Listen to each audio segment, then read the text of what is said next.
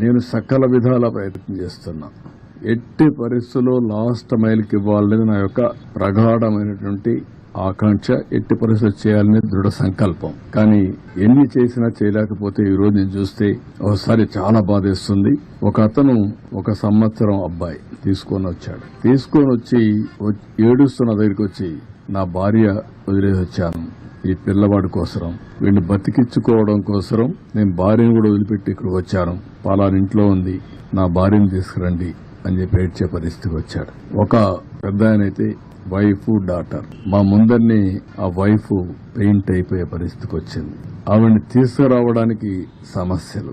ముసలివాళ్లు నడవలేరు, బాగా వర్షపు నీళ్లు తడిచిపోయారు. తడిచిపోయిన తర్వాత బట్టలు కూడా లేవు, రోడ్డు మీద కూర్చునే పరిస్థితికి వచ్చారు. అవన్నీ చూసినప్పుడు ఎంత నిస్సహాయ స్థితిలో ఉన్నాం, ఎంత బాధాకరమైన పరిస్థితిలో ఉన్నాం అనే బాధ కలుగుతుంది.